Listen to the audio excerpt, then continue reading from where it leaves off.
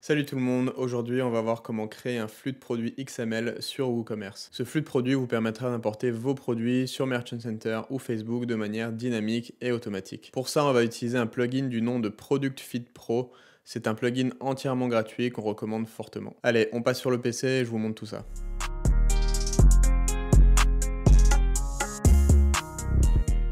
Pour ceux qui ne me connaissent pas, je m'appelle Rémi, je suis account manager chez Majordome Digital, une agence qui forme et qui accompagne les professionnels sur le marketing en ligne. Alors la première chose à faire pour générer un flux de produits XML, ça va être de se connecter à son back-office WordPress. Donc pour ça, il va falloir vous rendre sur votre page de connexion. Donc pour rappel, un site WordPress en général, pour s'y connecter, on va juste avoir besoin de rajouter wp-admin. Et ensuite, on va arriver sur une page dans laquelle on peut rentrer ses identifiants et son mot de passe et se connecter. Donc quand vous avez trouvé ça, vous vous connectez et vous arrivez sur votre back-office. Et là, la première chose qu'on va faire, ça va être d'installer le plugin Product Feed Pro. Donc ici, on voit qu'il est déjà installé, mais je vais vous montrer la manip pour l'installer. Donc ce plugin-là, c'est un des plugins qu'on conseille le plus. On en a d'autres qu'on peut vous conseiller aussi ou dont on vous mettra le lien dans la description. Mais voilà, en général, celui-là marche très bien et s'il ne vous convient pas, il y a toujours les autres que vous pouvez utiliser. Donc pour ajouter un plugin, vous allez sur la gauche, sur le volet ici, vous allez venir trouver extension. Et ici, donc on n'a pas les accès requis, mais en général, je vais vous montrer sur un autre site, vous mettez votre souris sur extension et vous allez voir ajouter et on va cliquer là-dessus. Donc par exemple sur celui-là, si je reviens sur mon dashboard, hop ici donc j'ai extension, donc ici en anglais plugin, et si je mets ma souris dessus, donc il y a les plugins installés, ajouter un nouveau et le plugin editor, donc ça c'est un peu avancé, je vous conseille pas d'aller ici, donc on va cliquer sur add new et ensuite ici vous allez venir rechercher à droite product feed pro. Donc on va voir que sur ce site là il est également installé, donc c'est celui-là, donc vous aurez juste à cliquer sur installer maintenant et ensuite activer. Ici donc on voit d'autres plugins qu'on a conseillés dont on vous a mis le lien dans la description, donc celui-là est très bien aussi. Mais voilà, pour l'instant, pour cette démonstration, on va juste se servir de celui-là. Donc vous cliquez installer maintenant et activer et ensuite on va venir le configurer. Alors ensuite quand votre plugin est installé, vous allez venir le voir ici et vous allez pouvoir mettre votre souris dessus et cliquer sur créer un nouveau feed. Donc create feed, donc créer un nouveau flux. Et vous allez arriver à cette page donc pour configurer votre flux de produits. Donc moi ici avec ce plugin là, ce que je vous conseille de faire, c'est de faire un flux de produits pour Merchant Center et un autre flux de produits pour Facebook par exemple, parce que vous pouvez en créer deux différemment et avoir comme ça les bonnes catégories de produits de Facebook et de Google. Donc en général ça marche très bien si vous en créez juste un, mais voilà, c'est juste une manière de faire les choses encore mieux. Alors avant de créer notre flux de produits, on va aller voir du côté de nos produits, voir s'ils ont bien tous les attributs qu'il nous faut. Pour connaître les attributs les plus importants, je vous mettrai un lien dans la description qui vous renvoie vers une page d'aide Merchant Center qui vous donne une liste de tous les attributs, savoir s'ils sont optionnels, savoir s'ils sont requis, voir comment les formater aussi pour qu'ils soient bien formatés et bien pris en compte par Merchant Center, et ça pourra vous aider. Nous, ceux sur lesquels on va se concentrer le plus, ça va être le GTIN, le MPN et l'attribut de brand, donc la marque. Le GTIN et le MPN, ça va être des identifiants. L'un ou l'autre est requis, vous n'êtes pas obligé d'avoir les deux, mais il faut au moins que chaque produit ait soit un MPN, soit un GTIN. Nous, on vous conseille d'attribuer un GTIN à un maximum à tous vos produits, parce que c'est vraiment le plus polyvalent et celui qui est pris en compte dans un maximum de pays. Donc pour la petite anecdote, GTIN, ça veut dire Global Trade Item Number. Donc c'est tout simplement un identifiant qui va permettre d'avoir un suivi sur votre produit à l'international. Donc pour vérifier si on a tous nos attributs, une des choses qu'on va pouvoir faire, ça va être d'aller dans nos produits, tous les produits ici sur la gauche. Et ensuite vous allez arriver sur la liste de tous vos produits. Ici j'ai filtré pour en retrouver un en particulier par exemple parce qu'il a les attributs qu'il nous faut. Et ici par exemple votre produit, vous allez pouvoir faire une modification rapide. Ou des fois vous allez devoir aller dans modifier directement, je vous montrerai aussi. Et ici quand on fait modification rapide, on peut voir que la particularité de ce produit, c'est qu'ici à droite on a un petit carré brand dans lequel on peut sélectionner les différentes marques qu'on peut avoir. Donc ça, c'est rendu possible parce que à gauche, ici à gauche, on a en dessous produit, on a une sorte d'onglet qui s'appelle brand. Et donc ça va être rendu possible avec un plugin. Donc de base, vous n'allez pas pouvoir faire ça si vous n'avez pas le plugin adapté pour intégrer des marques à votre site e-commerce. Donc pour faire ça, je vais vous mettre le lien dans la description. Mais il faut suivre ce tutoriel ici et vous avez le lien normalement vers le plugin, mais on va tout vous mettre en description et ça en fait ça vous permet de rajouter des marques, un logo et une description pour la marque en question dans votre WooCommerce. Et du coup ça va aussi vous permettre d'avoir vos marques directement ici et de venir les cocher si besoin. Donc la méthode alternative elle est un petit peu plus simple, elle va consister à aller ici, donc toujours dans l'onglet produits, on va venir ici dans attributs et vous allez arriver sur cette page. Donc en fait sur cette page on va venir créer un attribut brand, un attribut MPN, un attribut GTIN. Donc je vais vous montrer pour le brand et le GTIN, après pour le MPN ça va être exactement pareil que pour le GTIN. Donc ici à gauche vous allez venir donner un nom à votre attribut, donc ici brand, identifiant. Donc c'est le même, brand, activer les archives non, tri personnalisé non, et vous cliquez sur ajouter un attribut. Hop, ici on a notre attribut qui arrive, et par exemple si vous voulez rajouter une marque, vous allez cliquer sur configurer les termes ici. Donc on arrive sur cette page et on va rajouter par exemple Nike, on fait ajout, et voilà, donc on a rajouté une marque sur notre site. Donc vous faites ça pour toutes les marques que vous avez, si vous avez qu'une seule marque, vous mettez la marque en question. Ensuite on va revenir sur attribut, et maintenant on va créer l'attribut GTIN.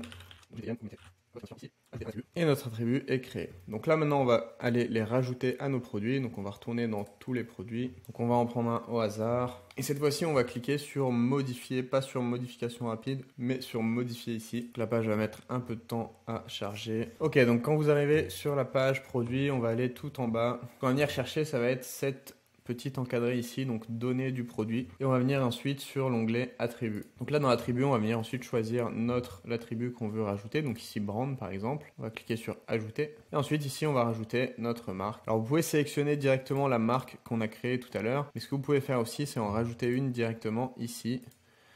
Donc si je clique sur ajouter ici, vous aurez la petite fenêtre qui apparaît en haut, donc vous rentrez la marque que vous voulez rajouter, Adidas par exemple, et hop, elle se retrouve ici. Donc si vous voulez que cet attribut soit visible sur la page, vous laissez ça coché. Si vous voulez pas qu'il soit visible, mais qu'il soit quand même disponible pour que le plugin vienne le récupérer, vous pouvez décocher ici et enregistrer. Ensuite, on va rajouter notre GTIN. Donc on va venir cliquer ici, cliquer sur GTIN, ajouter. On va décocher ici parce qu'on ne peut pas forcément afficher un ID sur notre page produit. Et ensuite ici, vu que votre GTIN sera unique à chaque produit, on va venir cliquer sur ajouter à chaque fois, rentrer son GTN, donc par exemple ABC 1, 2, 3, 4, 5, 6, 7.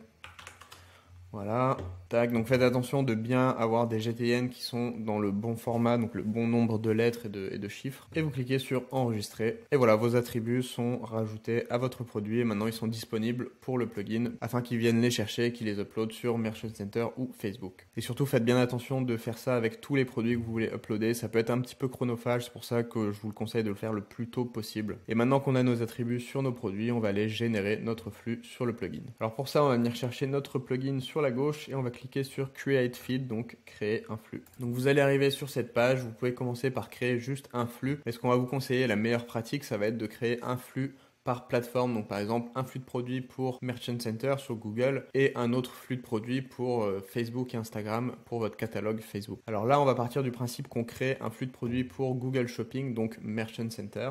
Donc on va venir le nommer. Ici, on sélectionne notre pays, donc la France. Alors là, juste en dessous, vous voyez qu'on peut choisir son canal, donc le channel. Alors là, on va avoir Google Shopping, mais on en a plein de différents. Vous voyez ici qu'on a aussi Facebook Dynamic Ads et Instagram Remarketing. Donc si vous voulez créer un flux de produits pour Facebook, typiquement, vous allez venir choisir ça. Donc nous, on va venir choisir Google Shopping. Donc là, vous allez pouvoir inclure toutes vos variantes de produits. Alors si, admettons, vous avez une paire de chaussures en plusieurs tailles, vous allez pouvoir uploader un produit pour chaque taille. Ou si par exemple vous avez une trousse en bleu et en rouge, vous allez pouvoir importer un produit pour chaque couleur. Alors nous on va venir le cocher parce que par exemple sur ce shop on a des produits en plusieurs tailles, donc ça va être intéressant. Alors là ensuite les options, ça rejoint un petit peu les options qu'on peut avoir sur Shopify ou PrestaShop. Donc ça va être inclure uniquement une variation par défaut par produit, ou ici inclure le prix le plus bas, donc la variation avec le prix le plus bas. Donc si vous voulez avoir un prix alléchant, vous pouvez cocher ça. Ensuite format du fichier, donc là on va rester en XML. Donc intervalle de rafraîchissement, ça va être, on va laisser sur daily, c'est amplement suffisant. Si vous avez des produits qui changent très régulièrement, vous pouvez mettre 2 fois par jour ou toutes les heures. Moi je conseille de laisser en daily, c'est amplement suffisant en général pour la majorité des gens. Ici vous pouvez cocher cette case si vous voulez que ça rafraîchisse le flux uniquement quand les produits change. Donc ça peut vous permettre de mettre à jour votre flux de produits uniquement quand vous apportez un changement à un produit. Mais si vous voulez la jouer un peu plus safe, je vous conseille de laisser ça décoché et de rester ici sur Daily. Ensuite, quand on a fait tout ça, on va cliquer sur sauvegarder et continuer. Et on va arriver sur une étape assez importante qui va être le mapping des attributs. Donc là, en général, les configurations par défaut fonctionnent bien comme sur les autres plugins. La seule chose qu'on va venir voir à tout prix, ça va être ici dans Brand. Et on va venir chercher donc l'attribut qu'on a créé. Donc ici pour Brand, on va venir chercher ici l'attribut qui correspond. Vous pouvez rechercher. Et ici, on voit qu'on a deux Brand Dynamic Attributes parce que forcément, on en a créé un dans nos attributs. On avait aussi le plugin dont je vous ai parlé en début de vidéo qui vous permet de rajouter des marques de cette manière. Donc là, un des deux ira très bien. Vous, normalement, vous devriez n'en avoir qu'un seul. Et ici, pour GTIN, on va venir chercher GTIN ici. Hop. Et voilà, donc quand vous allez générer votre flux, vous allez pouvoir voir si vous avez des attributs manquants. Donc si par exemple, vous avez un product URL qui n'est pas uploadé sur votre flux de produits, il va falloir ici venir chercher le bon élément et s'assurer que le bon est bien coché. Donc quand vous avez vérifié tous vos mappings, vous allez cliquer sur Save ici. Ensuite, la dernière étape, elle consiste à lier vos catégories de produits Google. Alors pour savoir à quelle catégorie votre produit appartient, il y a deux méthodes. La première, ça va être de se rendre sur cette URL qu'on vous mettra aussi dans la description. Et ici, vous pouvez tout simplement faire avec la commande CTRL F ou commande F si vous êtes sur Mac et vous allez venir rechercher votre produit. Donc admettons votre produit c'est un t-shirt, donc ici vous allez venir chercher vêtements. Idéalement vous allez rechercher vêtements comme ça et ça va vous dire qu'il y a 0 correspondance parce que tout simplement vêtements c'est avec un accent et ici les accents ils sont pas pris en compte, donc on peut voir ici les accents ils sont ajoutés avec des espèces de symboles bizarres. Donc ce que je vous conseille de faire, c'est si vous avez un accent dans le mot de votre produit par exemple, recherchez juste un morceau de votre mot et vous devriez trouver, vous voyez ici vêtements. Donc, ce qu'on va faire, on va venir copier l'espèce de terme bizarre et on va pouvoir le rechercher comme ça. Donc cette commande, elle va vous rendre la recherche de produits beaucoup plus facile. Donc admettons, vous vendez des ceintures. Hop, ici on va venir copier ça. Donc vous venez la coller dans votre catégorie concernée. Donc admettons ici c'est les ceintures, vous cliquez sur Entrée et c'est configuré. La deuxième méthode qui est pour moi la plus sûre, ça va être de télécharger carrément le fichier qui vous donne toutes ces infos là, parce que en le téléchargeant vous allez avoir un ID qui sera beaucoup plus simple pour rentrer ici votre catégorie de produit. Donc vous rentrez cette URL qu'on vous mettra aussi en description et ça devrait normalement, quand vous faites entrer, ça va vous télécharger automatiquement le fichier. Donc une fois téléchargé, vous vous rendez sur votre Drive Google et vous pouvez tout simplement glisser le fichier ici. Ça va l'importer, vous allez pouvoir le lire. Donc si vous avez Excel, vous pouvez tout simplement l'ouvrir et ça va vous l'ouvrir correctement et vous pourrez normalement lire les infos. Quand vous l'avez, vous cliquez dessus et vous l'ouvrez. Ça risque de prendre un petit peu de temps parce que le fichier, il a pas mal de data dedans. Ok, donc quand le fichier a fini de charger, vous pouvez faire la même commande, donc CTRL F. Et ici, par exemple, on va chercher vêtements. Donc ici, je vais chercher une catégorie qui est pertinente à mes produits. Donc ici, on a meubles, par exemple. Vous voyez que c'est très fourni, donc je vous conseille de bien chercher. Par exemple, celle-là, elle semble assez pertinente. Ensemble de meubles de salon séjour. Et ce qu'on va faire ici, hop, donc je vais scroller un peu plus bas pour que vous puissiez voir. Donc on a la ligne 3100. Et ce qu'on va faire, c'est qu'on va copier l'ID ici de notre catégorie. On va revenir sur notre back-office et par exemple, fauteuil.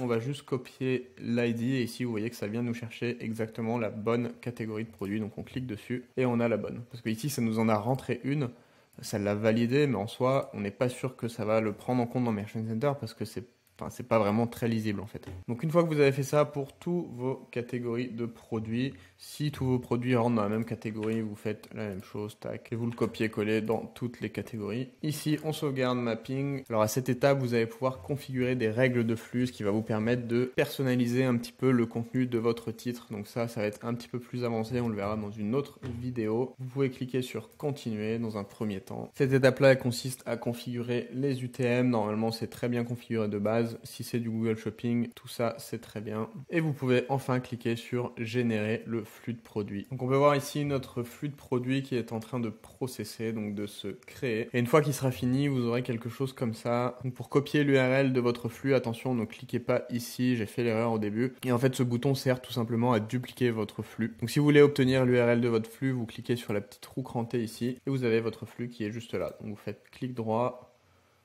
copier l'adresse du lien et ensuite vous n'avez plus qu'à la coller sur votre plateforme, donc Merchant Center ou Facebook. Plus tard dans le futur, si vous voulez configurer ou changer le mapping ou d'autres réglages sur votre flux de produits, même chose, vous cliquez sur la roue crantée et vous allez ici dans General Feed Settings ou Field Mapping, peu importe ce que vous voulez configurer, vous pouvez le configurer d'ici. Voilà, vous savez maintenant comment créer votre flux de produits sur WooCommerce. Maintenant, il ne vous reste plus qu'à uploader vos produits sur Facebook ou Merchant Center. Et si vous voulez être guidé sur ces étapes, vous pouvez regarder les 2 vidéos qui s'affichent ici en haut à droite de la vidéo. Comme toujours, si vous avez des soucis sur cette manipulation ou d'autres problèmes sur le digital en général, posez votre question dans les commentaires, nous on essaie de vous aider du mieux qu'on peut. En attendant, moi je vous dis salut et à la prochaine vidéo.